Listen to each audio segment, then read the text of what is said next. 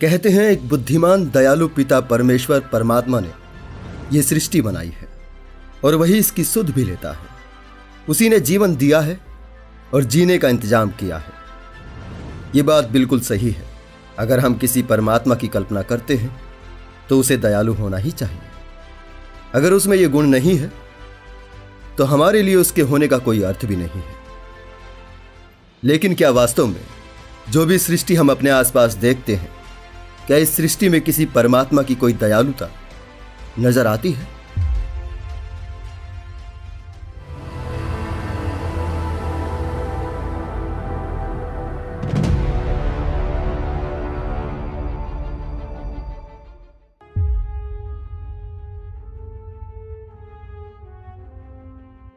इस धरती का इतिहास जब कुरेदा जाता है तो वहां से बेढंगे और बेमतलब के जीवों के जीवाश्म मिलते हैं। 6.5 करोड़ साल पहले इस धरती पर विशालकाय डायनासोर हुआ करते थे। 16 करोड़ साल तक वो इस धरती पर राज करते रहे और फिर एक दिन उनका सामूहिक विनाश हो गया। आखिर युगों युगों तक इतने विशालकाय डायनासोर इस धरती पर क्या करते रहे? अगर हम कहते हैं कि किसी बुद्धिमान और करुणा निधान परमात्मा ने इस संसार को बनाया है, तो फिर वो बुद्धिमान परमात्मा इस धरती का निर्माण एक गंवार की भांति क्यों शुरू करता है, जिसमें वो ऐसे बेढंगे अरबों खरबों जीवों को पैदा करने में हजारों युग खपा देता है और फिर एक दिन सबको मिटा देता है? क्या इसमें किसी तरह के परमात्मा की कोई बुद्धिमता या दयालुता नजर आती है? इस धरती पर अनंत जीवों का जन्म और उनका निर्दयी विनाश और फिर लाखों वर्षों तक मानव की सहज जातियों का इस धरती पर भटकने के बाद उनका भी विनाश, फिर मानव जाति का आरंभ और उनका प्रकृति से संघर्ष, फिर कबीलों की लड़ाइयां और फिर उसके बाद धर्मों की आपसी लड़ाई जो उसी के नाम पर लड़ी गई। अगर इसके बाद भी हम ये विश्वास करते हैं कि किसी अनंत शक्ति का समस्त जीव जगत, प्राणियों, व्यक्तियों और जातियों के भाग्य और निर्माण में हाथ है, तो सारा इतिहास एक निर्दयी नाटक का रूप धर लेता है और परमात्मा इस क्रूर नाटक का सूत्रधार साबित होता है, जिसने हर युग में शक्तिशाली के पांव तले निर्बल को रौंदा है, जिसने हर एक धूर्त और कपटी के हाथों सरल तथा अबोध इंसानों को उनका गुलाम बनाया है, जिसने मानव जाति के पूरे इतिहास में कभी पद दलितों की सहायता नहीं की।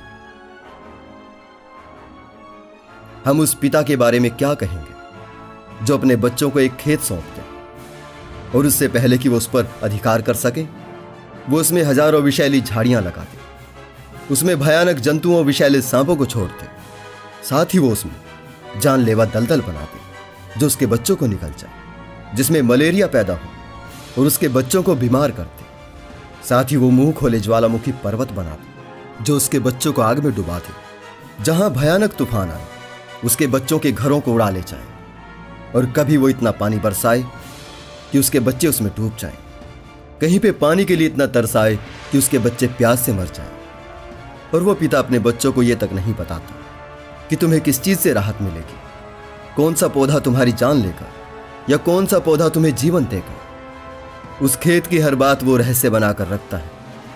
तो हम ऐसे पिता को क्या कहेंगे, दयालु देवता या राक्षस?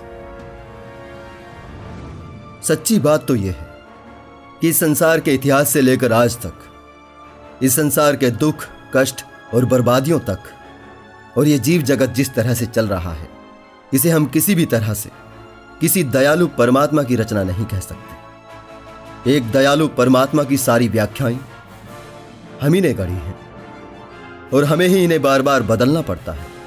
हम सब इन्हीं में उलझे हैं। इस मामले में हमारी हालत एक मकड़ी से भी गई गुजरी है। एक मकड़ी अपनी सहूलत के लिए जाल बनाती है, लेकिन कभी उसमें वो इतना नहीं उलझती कि वही जाल उसका शोषण कर ले। लेकिन इंसान एक ऐसा प्राणी है जो अपने बनाए धर्मों के मकड़ जाल में इस कदर उलझा है कि खुद ही बनाकर खुद ही शोषित हो रहा है। यह उसके लिए कभी मजबूरी रही थी या क्रमिक विकास का एक पड़ाव था कि उसे देवी देवताओं की शरण लेनी पड़ी थी, जहां उसने देवताओं को खुद ही पैदा किया था और खुद ही नष्ट किया था। उसके बाद नए देवता बनाए थे और नए धर्मों और भगवानों का आविष्कार किया था। लेकिन आज ये सब जानकर भी वो मानता है कि भगवान ने उसका आविष्कार किया था वो मानता है कि किसी दयालु परमात्मा ने उसके साथ साथ सभी भयानक जानवरों का भी आविष्कार किया था, ये जानते हुए भी कि उसके बनाए खूंखार जानवर ही उसकी संतानों को खा गए थे। ये जानते हुए भी कि उसके बनाए कीटों से फैली महामारियां उसके बसाए कबीलों के कबीले खा गई थी, फिर भी वो मानता है कि उसका परमात्मा बड़ा ही दयालु है। वो मानता है कि पूजा पाठ, हज और यज्ञ से वो उसकी कृपा का पात्र बन सकता है, ये जानते हुए भी कि इतिहास में आज तक एक भी दुआ कबूल नहीं हुई। फिर भी इसी आस में वो अपने जीवन का एक महत्वपूर्ण हिस्सा किसी अज्ञात के भूत की सेवा में नष्ट कर रहा है। कुछ धर्म भक्त कहते हैं कि प्रार्थनाएं करने में क्या हर्ज है। मैं कहता हूं कि सिवाय समय और सामग्री नष्ट करने के अलावा प्रार्थनाओं का अर्थ क्या है। एक और तो हम परमात्मा की नैतिकता और दयालुता की बात करते हैं, हम उसके न्याय की बात करते हैं। दूसरी ओर प्रार्थनाओं की बात करते हैं जो कभी किसी के साथ न्याय नहीं कर सकते। अगर हम प्रार्थना का विचार करते हैं तो हमें परमात्मा की नैतिकता और न्याय का विचार छोड़ना होगा। इसी वक्त भी तो कोई ना कोई प्रार्थना कर रहा होगा कि वो स्वस्थ हो जाए, कोई नीम हकीम डॉक्टर दुआ कर रहा होगा कि लोग बीमार हो जाए, उसके बच्चे रोटी खाएं। कोई बरसात मांग रहा होगा तो कोई बरसात की बाढ़ से राहत मांग रहा होगा। ये तो किसी दूसरे के साथ अन्याय होगा अगर किसी दूसरे की प्रार्थना कबूल हो जाए। एक भूखी शेरनी हिरन के पीछे लगी है। हिरन पूरी कोशिश में है कि वो उसके हाथ ना लगे।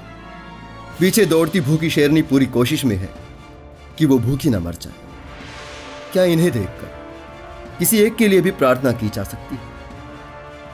आप सिर्फ इतना ही कह सकते हैं कि काश भगवान ने शेर को शाकाहारी बनाया होता।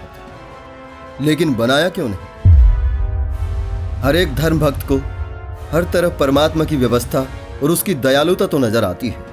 वो देखता है कि कैसे उसने शेर को घात लगाने की अकल दी है, कैसे वो बिना शोर मचाए हिरन पर हमला कर उसे दबोच लेता है, कैसे एक सारस बिना कोई लहर उठाए मछली को पकड़ लेता है और अपना पेट भरता है।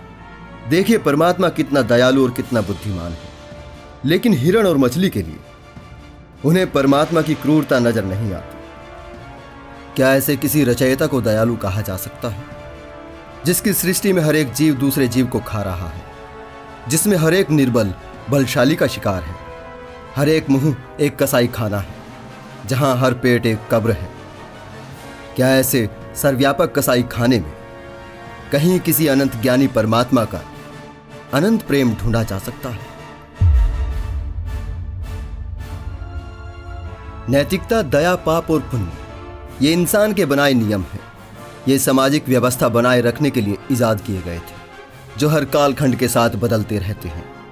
लेकिन इस प्रकृति के नियम अटल हैं, जिसके लिए हम कोई भी मानवीय गुण निर्धारित नहीं कर सकते। इस प्रकृति में केवल मानव ही है जो सत्य तथा सुंदरता की खोज करता है।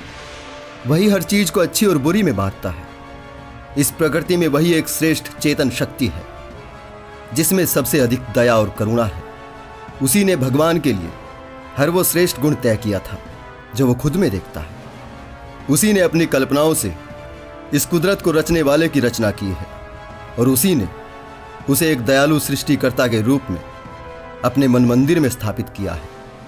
लेकिन सच्ची बात यह है कि इस प्रकृति को देखकर हम किसी दयालु परमात्मा की कल्पना नहीं कर सकते, क्योंकि प्रकृति तो बिना किसी का पक्ष लिए, बिना किसी मकसद के चलती है, परिवर्तन करती है और फिर परिवर्तन करती है। ये ना तो रोती है ना हंसती है। ये बिना किसी कारण के जीवों को अस्तित्व में लाती है और बिना किसी दुख दर्द के, बिना किसी पछतावे के उन्हें मिटा देती है। ये ना तो दयालु है और ना ही क्रूर है। यहां घटनाएं प्राकृतिक तरीके से घटती है। हम इसे किसी दयालु परमात्मा की रचना नहीं कह सकते और ना ही इसे किसी परमात्मा की संख्या दे सकते। इंसान को अब चीजों को अलौकिक नजरिए से देखना छोड़ प्राकृतिक नजरिए से देखना चाहिए। किसी परमात्मा से किसी भी तरह की दया की उम्मीद छोड़ खुद दयावान बनना चाहिए। अपने मन मंदिर से सारी काल्पनिक इमारतों को गिराकर दया और करुणा नाम के इंसानी गुण की नींव पर मानवता के मंदिर की स्थापना करनी चाहिए, क्योंकि इस सृष्टि में इंसान ही केवल वो चेतन शक्ति है जो किसी की सुध ले सकती है।